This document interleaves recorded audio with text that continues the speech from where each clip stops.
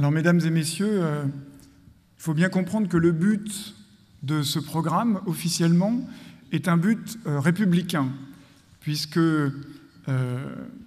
dans les présentations qui sont faites de ce parcours, il s'agit de transmettre des valeurs d'égalité et de respect entre les filles et les garçons. Bien sûr, l'égalité est une valeur centrale de notre République. Et un peu plus loin, il y a marqué, et ça c'est un mot très important, il s'agit d'insuffler une culture de l'égalité.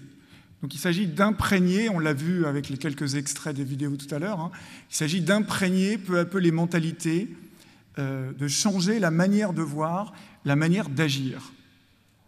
Voilà le but. Deuxième point, qui est à l'origine de ces programmes, il y a un constat. Ce constat, qui est inspiré de la sociologie critique de Pierre Bourdieu, la sociologie critique, la sociologie, ça peut être vu comme quelque chose qui décrit les phénomènes. La sociologie critique, notamment celle de Bourdieu, c'est normalement fait pour dénoncer des injustices. Donc il s'agit de mettre en pleine lumière des phénomènes injustes, mais auxquels les gens sont tellement habitués qu'ils ne les voient plus. Donc, vous voyez, le rôle du sociologue critique, c'est de montrer à tous l'injustice là où on ne la voit plus. Alors, le constat, donc, c'est l'inégalité de traitement, je cite, de réussite scolaire, d'orientation et de carrière professionnelle qui demeure bien réelle, donc entre les filles et les garçons. Alors là, il y a un double étonnement à partir de ce constat.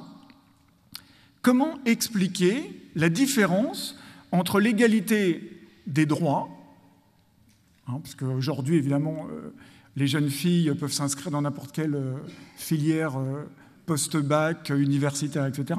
Comment expliquer donc cette différence entre l'égalité de droits et ce qu'on peut appeler l'égalité réelle, l'égalité de fait?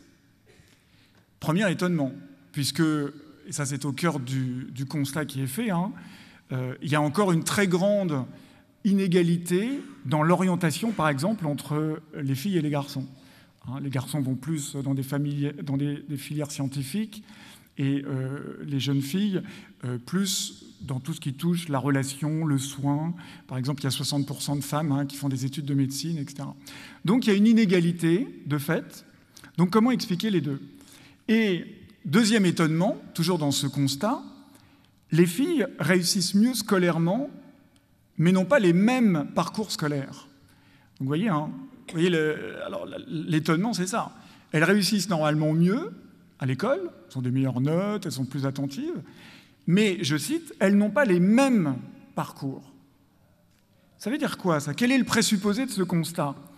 C'est que l'égalité est compris dans ce texte comme l'identité. Le mot « même » voudrait dire que, puisque les filles et garçons sont égaux en droit, ils devraient rigoureusement faire les mêmes choses. C'est-à-dire que, statistiquement, il devrait y avoir 50% de filles qui sortent des écoles d'ingénieurs, et, si je veux faire un peu de provocation, 50% de jeunes hommes qui rentrent dans des filières de sage-femme ou pour devenir infirmiers. Donc, tant qu'il n'y aura pas cet objectif qui sera atteint, alors l'ABCD de l'égalité ou ses avatars auront, pour les gens qui ont pensé cette politique, un rôle essentiel au niveau de l'école et plus largement de la société. Donc on voit bien ici que le constat, lorsqu'on le compare au but, et notamment à cette valeur républicaine de l'égalité, va engendrer bien sûr, et c'est le troisième point, des moyens. Quels sont les moyens pour peu à peu faire passer l'égalité de droit dans ce qu'ils appellent l'égalité réelle? Alors évidemment, le choix des moyens dépend de l'interprétation du constat que je viens d'exposer. Constat qui lui-même dépend de présupposés. Donc vous voyez, il faut un peu remonter en amont pour essayer de décortiquer tout ça. Alors, la différence entre l'égalité de droit et l'égalité réelle est expliquée bien sûr par la notion de stéréotype de genre, dont Christian Flavigny vous parlera tout à l'heure. Voilà l'obstacle à éliminer, puisque telle est la cause de décalage entre l'égalité de droit et l'égalité réelle. Donc vous voyez, hein, le stéréotype de genre est au cœur de l'analyse, et c'est véritablement ça qui doit être déconstruit. Alors, comme d'ailleurs je ne sais pas si ça marche, ça passe un peu là, ça passe, ouais. Je ne sais pas très bien où j'en suis, mais bon. Ah si, je vais vous montrer. Est-ce que ça passe là? Voilà. Donc là, vous avez un petit dessin qui est dans l'ABCD de l'égalité, hein, pour montrer de manière évidemment caricaturale ce qu'est un stéréotype de genre. Donc, une sorte d'enchaînement, hein, le petit garçon qui est enchaîné à son revolver et la petite fille qui est enchaînée à sa poupée. Donc, il faut déconstruire chez les élèves, mais aussi donc en amont chez les enseignants, ces stéréotypes. Et pour cela, il faut mettre au point tout un arsenal de formation et d'évaluation. Alors, par exemple, je vous montrerai... voilà, là, vous avez une fiche d'évaluation qui est téléchargeable, hein, sur le site. Une fiche d'évaluation des professeurs. Je cite deux, trois points. Fais-je référence à mon appartenance sexuée? Donc c'est le professeur, hein, qui, après le cours, se dit, bon, est-ce que là, est-ce que j'ai assumé le fait d'être une femme ou un homme, et est-ce que j'ai, d'une certaine manière, assumé ça et parlé en tant qu'homme ou en tant que femme? Ou alors, autre question que j'extrais de cette grille d'évaluation, est-ce que je propose des activités visant à briser les stéréotypes? Donc on peut imaginer que si je réponds non, bah, évidemment, mon examen de conscience, puisque c'est vraiment une grille d'examen de conscience, hein, sera négatif, et il faudra à la prochaine séance que je cherche à rectifier ma pratique intérieurement pour peu à peu changer ma mentalité. Et c'est dans la mesure où moi, enseignant, j'aurais changé ma mentalité, grâce à une sorte de relecture de ma pratique grâce à ces grilles d'évaluation, que je pourrais évidemment transmettre ce changement de mentalité à mes élèves. Alors, le quatrième point que je voulais voir avec vous, après le but, le constat et les moyens, quel est le principe qui articule ces trois points? Voilà, but, constat, moyen. Ça paraît très rigoureux, de fait ça a une certaine logique. En fait, il faut arriver à comprendre ce qui est présupposé.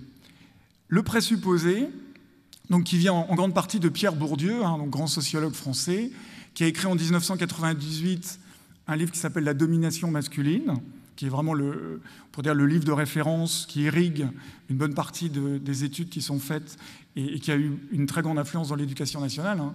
Bourdieu est un des théoriciens de l'éducation nationale depuis les années 70. Donc, il y a un décalage entre le but et les moyens, et ce décalage s'enracine, et ça c'est le présupposé, dans une vision indifférenciée de l'égalité. Ça, je crois que c'est le point essentiel. Parce que l'égalité de droit, qui est l'égalité républicaine, laisse les individus libres d'user, comme ils l'entendent, de leurs droits. C'est ça la démocratie libérale. Par exemple, les filles ont le droit de rentrer à l'école polytechnique. À une époque, ce n'était pas le cas. Donc, elles peuvent rentrer si elles veulent. Enfin, si elles passent le concours, elles sont reçues. Ça, c'est l'égalité de droit. On ouvre la possibilité. Mais évidemment, pour l'instant, il n'y a pas 50% de jeunes femmes qui rentrent à l'X. Donc, l'égalité réelle, évidemment, est en décalage par rapport à l'égalité de droit. Donc, voyez bien que la substitution dans le discours de l'ABCD de l'égalité réelle à l'égalité de droit, premièrement, et la confusion de l'égalité à l'identité sont en fait d'inspiration marxiste. Et ça, je crois que c'est très important de le comprendre.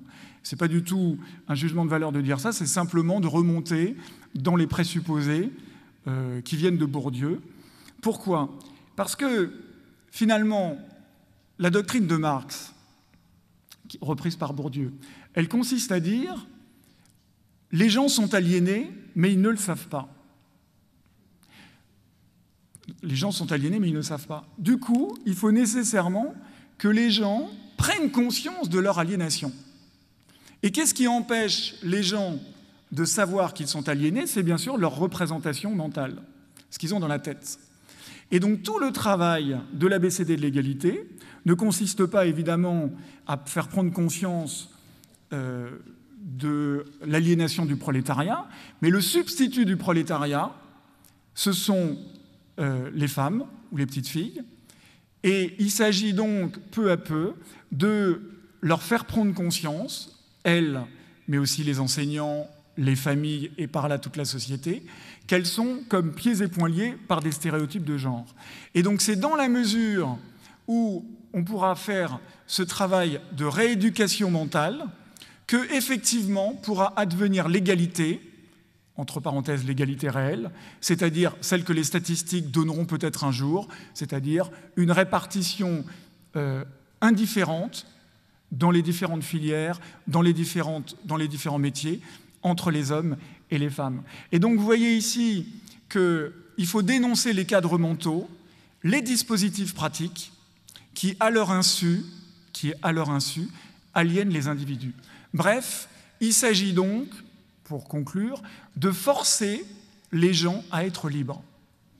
C'est-à-dire qu'une jeune femme qui, on l'a vu d'ailleurs dans les vidéos, qui dit « moi je voudrais être sage-femme », stéréotype de genre. Le problème, évidemment, c'est qu'on ne peut pas aller jusqu'au bout, parce que la mesure de l'égalité réelle, ce sont les statistiques. Donc si un jour, il n'y a plus que des hommes qui sont sages-femmes, évidemment, ça ne va pas aller. Donc vous voyez ici la perturbation du dispositif. Et là, on voit bien que, à travers toute cette logique, ce qui est véritablement valorisé, c'est finalement une vision totalement asexuée de l'être humain. Et en plus, le fait qu'il y a en fait, mais ça, les autres intervenants en parleront aussi, le fait qu'il y a une compréhension en fait très sexiste. Le présupposé, c'est qu'il y a certains métiers qui sont inférieurs à d'autres. Donc il y a une intériorisation de la hiérarchisation sociale qui vaut mieux sortir de l'X que de sortir d'une école de sage-femme. Vous voyez? Donc la permutation, soi-disant pour libérer l'avatar du prolétariat, finalement on valide des catégories sociales qui continuent à hiérarchiser les métiers. Il y a des bons métiers, ceux qui sont en fait pris par les hommes, et puis il y a les métiers qui sont les métiers du soin des personnes, etc. Donc là on voit que finalement on est face effectivement à une idéologie, et que cette idéologie, elle promeut finalement au nom d'une liberté individuelle de pouvoir faire ce que l'on veut, finalement cherche à rééduquer et à produire un homme nouveau. Je vous remercie.